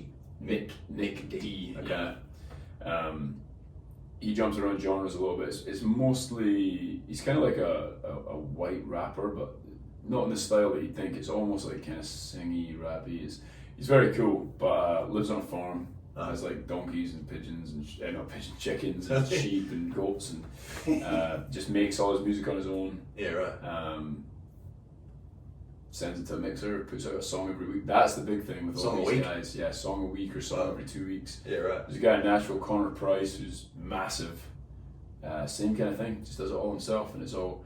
I think the one thing that all those guys have in common though is they all kind of really utilize social media. Yeah. And so I'm trying to kind of take, trying to take what they're doing without copying it, and using that, because it's just consistent. Put it out, market it for a week on social media hard. Next song comes out, market that. It's just like next one. Yeah, so once a week. I think a lot of them do one a week. It's getting shorter. It doesn't last forever. It's getting shorter and shorter, isn't it? It's like one a week for 12 weeks. Yeah. Right. I don't think you have to do it forever. Right. You know what I mean? But like for that 12 weeks, it's like every Friday. Get a new song. Yeah. I know Russ did 26, so he made 26 songs and then he released a song every week for half a year. Yeah. So, and it worked. And now he was like, I think he'd done 10 albums. He's got a really good book called It's All in Your Head. Oh yeah? Check it out. Oh, yeah. I listened to the audiobook because it's him narrating. Yeah, right. And he just talks about his journey. He did 10 albums and I can't remember, maybe 107 songs or something like that across the 10 albums, and it wasn't taking off. And then he was like, I'm going to do a song a week, release every single as if it's an album, so have its own cover, its own videos, its own, and just spent 6 months getting everything together. Yeah. And then week 1, bang, and by like week 4, the song went viral. Wow. And it was just like the change of delivery. It wasn't. So he was like, I don't think it's I don't think it's my songs that are the problem. It's just that there's no one listening to them. Right. The people that are listening to are digging it, but it's like 1,000 people instead of 1 million. So how do I get 1 million people to listen to this? Yeah. And I mean, now he's a fucking megastar. Yeah. Now he's like, rich ass fucking independent rapper. Yeah, which is cool. I think he's like 5th or 6th most highest earning independent rapper. Wow. And he's never had a record deal. I think the 5 guys that are above him all have had deals at one point in their lives. Just like Snoop Dogg's now independent. Is he? Snoop Dogg. Yeah, he can be. He can do whatever he wants. Yeah. And yeah, I don't know who the other 4 are, but dude. It's the age we're in, Right. like attention span now is just like go. Feed them. Yeah, feed them. And then it's finding time in the day to do all that. Yeah, also for you being a dad and all that as well. Yeah, basically run your own media company. Yeah. Write all your own music, produce it all yourself. Do all the content. Yeah. Make sure you get to the gym as well. Yeah. It's fucking hell. Yeah. It's a lot. It can feel like a lot, eh? Yeah. But I think little baby steps. Yeah. Baby steps. Chipping away at it. Yeah. Yeah, man. I've definitely struggled in the past with social media. Like I said earlier, like it is that thing of like, I think a lot of artists do. Like, because some weeks I'll feel great with it. I'm like, sweet, I'm sharing my stuff, I'm getting it out there to people. Mm-hmm. And you'll get random people be like, this is great or whatever, and you're like, oh cool, it's working, it's finding random people. And then other weeks you're like, man, I can't edit one more video of myself. I'm gonna kill myself. If I hear my own song one more fucking time. Yeah, maybe like. Yeah, it's hard. And you know, people can tell. I think as soon as they think you're trying to sell them something, it's almost like it's a marketing trick. You've got to make people. It's got to appear like it's completely natural. It's got to be, you know, smart or funny or. Got to keep them engaged. It's a long grocery list of things that it has to hit. And then, you know, every now and then, you know, one does find a good audience and like, what did I do in that video? Yeah, how do I repeat that? Yeah, how did I do that with different words? Yeah. Different background, different stuff. For sure. Different song, you know. It's a wild old game. I actually brought my camera with me because there's one style of video that does really well for me, and it's sitting in the truck. Just you being handsome and yeah, make sure the hair's all in place. And just I'm like, Callum in front of a camera. You ever heard a Scottish guy sing country music? Check this out. Like, oh my god, yeah. And it's like, I mean, the social media attention is cool to say like, oh, I've got more followers. But what is really cool is when you go on fucking Spotify for artists and you see like, oh, the day that I put that video, the next 24 hours the streams are like that, and then it might even be steadily higher afterwards. Yeah, so that's cool. Like, it works. Yeah, I don't want to be that guy forever. You want to get to the point where you're Post Malone. It's like you don't really have to do anything. Your label just does all the marketing for you. But they just want to see that you're willing to do it on your own first. You've got to be the product before they're like, all right, here's $1 million. Right. It's like, fuck. Gotta do it. And then it's like, you know, once you're there, Yeah. do you need them? Right. You know, it's like Less and less these days. It seems like, to keep bringing up fucking Russ, but it's like he was like once I knew how to produce a song and master it myself and film a music video with my friends, he was like, what do I need you for? Yeah. It's like or the Nick D guy. No, it's going to sound like I'm obsessed with these guys. I kind of am actually. I'm obsessed with their work ethic and their story. But he was like, I can't remember what he did before, but he went into music full time, and he said the first month that he made like $4,000 from Spotify streams or from streams alone, using like DistroKid or TuneCore. He showed his wife. He's like, I made $4,000 this month. She was like, you made $4,000. It's like $50,000 a year. You can keep this up, and then you know he just kept songs out, and that kept stacking up, and then you get the YouTube views as well, and it's like, you make a really good living, and then it's like, why would you want a label to tell you like you're actually only going to put out 6 songs this year, right? And then we're going to sit. And these are the songs. Yeah, we're going to sit on that for 3 years, and send you on tour just with those 6 songs every night for 3 years. Yeah. And most of what you make will go to us. Yeah. You know, it's like more and more these days. Yeah. So we'll see. I mean, I'm singing these guys' praises. I signed a deal, but I guess for me it was more, you know, I do other things as well, the acting and stuff. So it was like I kind of need help. Yeah, I need help. I can't do it all myself. Yeah, at the moment. So much bandwidth. And so but the deal that I signed, they don't have anything to do with touring or merch, which is good. So I can kind of have my own business there. That doesn't go to recouping. They just do music, which is cool. And they're pretty open with me being the kind of creative director of where the music goes, which is cool. Yeah, that's good. So I mean, I'm sure if I was like, oh, I'm gonna start doing hip hop music, they'd be like, all right, Cal, we signed you as a country artist. We need you to stick to that. But in terms of like songs and stuff, you know, I come in with all the songs, and then they're like, we like these 10. You know, let's narrow it down to 6. They help you kind of whittle it down. That's cool. Having those people that you trust, kind of. Yeah, and it was cool for this EP because I had this like management deal that when I signed, I didn't have to pay them anything, any kind of percentage or anything. They would just book me rights. But if I released any of the songs, if they did well, I'd have to give them bonuses for those songs. And so I couldn't take those songs into the new deal because it's like, I can't say to the label, oh, by the way, if the song does well, we actually have to pay those guys that have nothing to do with it. Right. So I had to leave a shit ton of songs behind. And so I took some outside cuts, which was pretty cool for the first time. Yeah, really. You know, just like people just being like, here, guys that I've never met, their publishers were like, we think this song will suit you. And I'd be like, yeah, because we just wanted, I could have probably waited another 6 months and started writing again and got my own group of songs.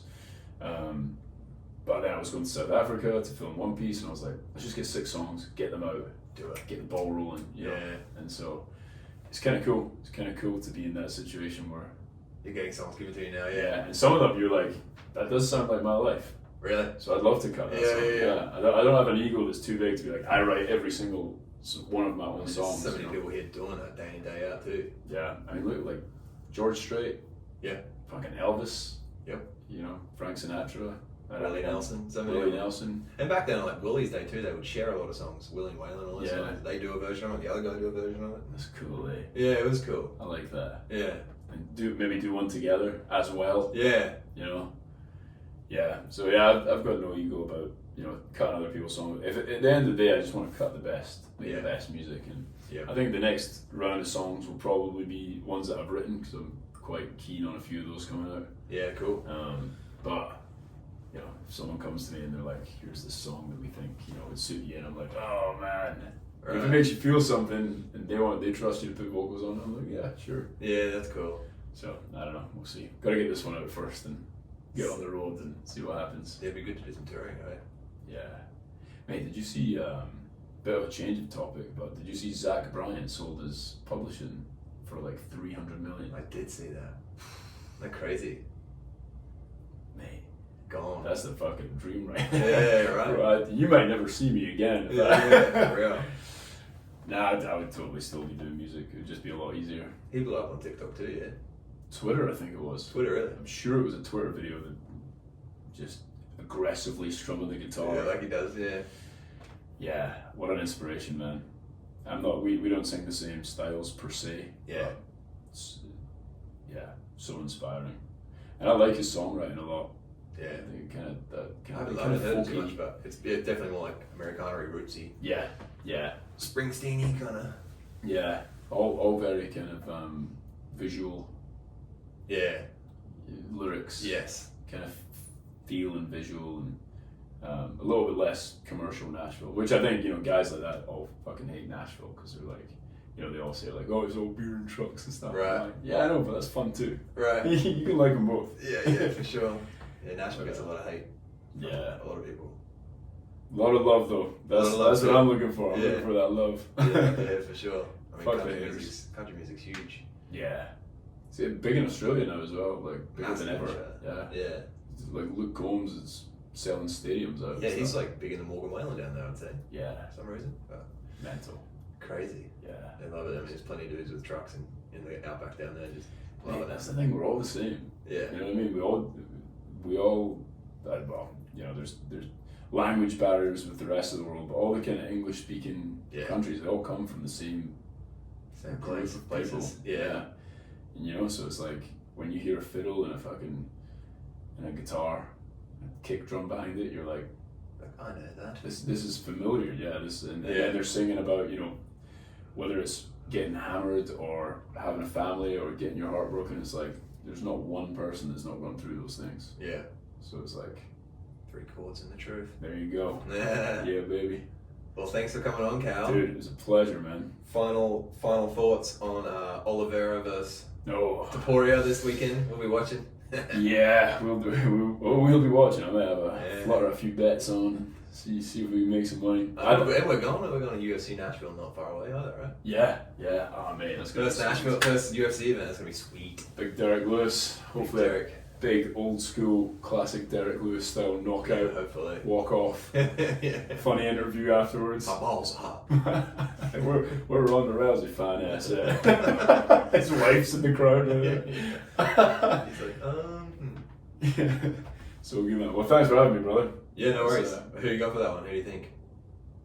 For this Saturday? Yeah. I think Taporia. I think he'll get it done too. I think this is just his time. He's young, hungry. Got that confidence. Oliveira gets hit a lot, especially in that first round, and I just don't know if. But then you don't know the side. Oliveira looks a lot bigger than him. Yeah. So we'll see if he can hang. Yeah, Taporia's pretty short, Pretty small. He's so good at boxing. Footwork's amazing, and you saw how he got in with Max Holloway. Cutting those angles, and he was watching 2 rounds, just watching him the way he was switching stances, and he just he's like a lion. Yeah, he is fucking cool. He's just like, I'm coming for your head. But I'll be really impressed if Oliveira does that like "Oh, you're coming for the king." Yeah. You know, beats him, and he's like, The "You've name got is some ways to the go." name is Charles de Bronx. Yeah. Oh man, and he's such a good guy as well. They're both great guys. They're both really likable. So yeah, whatever happens, happens. But I've got a feeling it's Taporia. What do you think? Same. Yeah, probably Taporia. Yeah. I just think he's got that confidence. He's something to be said for that aura, that confidence. Yeah. So many fighters have that on their way up, hey? They just and then a loss or two, and it kind of diminishes. And it's like other people start seeing them as beatable. Yeah. I think a lot of people buy into that sometimes, like McGregor, Sean O'Malley.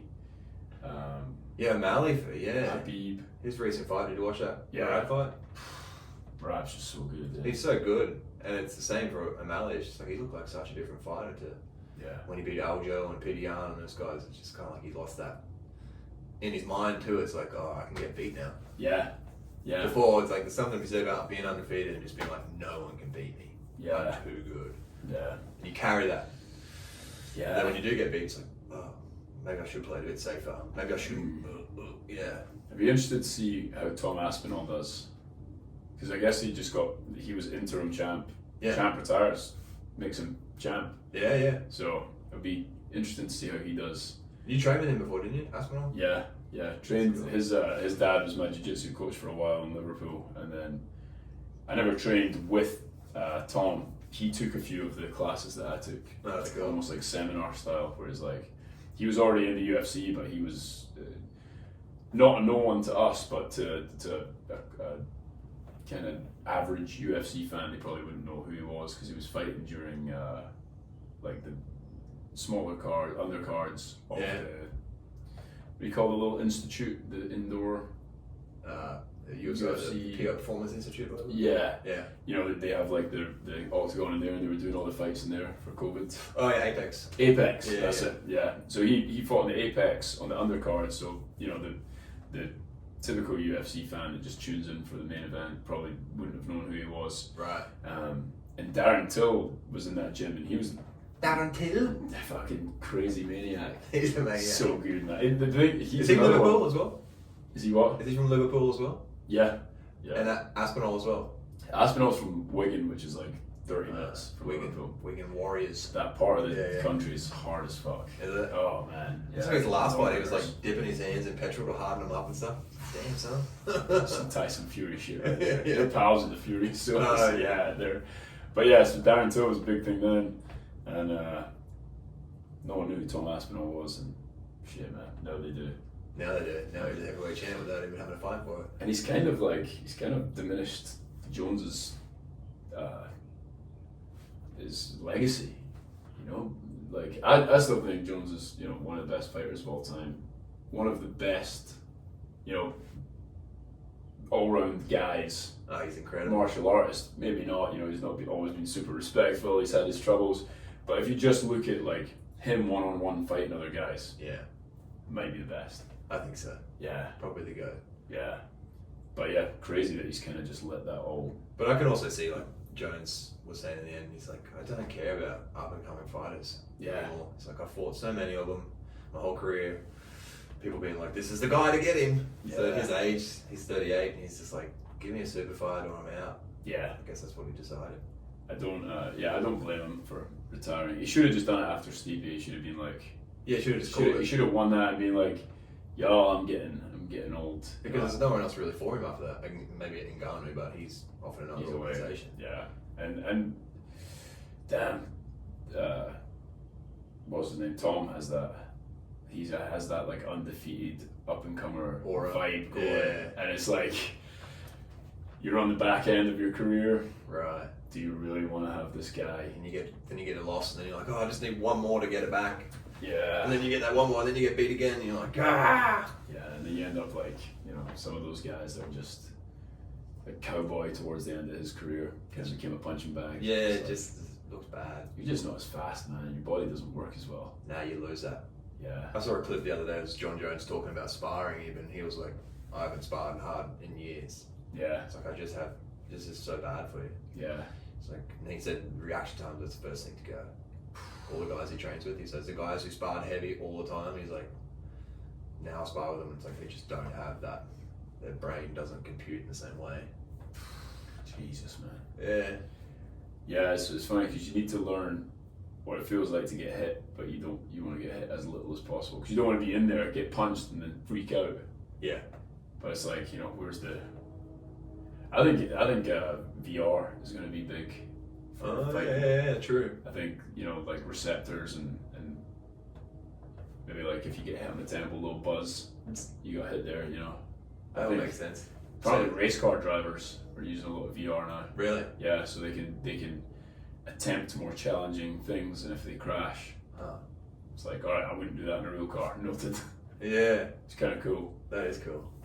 Yeah. I could see that being a thing. I mean, save the brain damage. Yeah. CTE. Yeah. All right, man. Well, I'll thanks for coming on, brother. Let you guys out of here. Appreciate it, dude. Yeah. If you're still watching, thanks. Yeah, thanks for sticking around. It's been real. Cheers, Cheers, brother. Cheers, dude. Yes, sir. Yeah.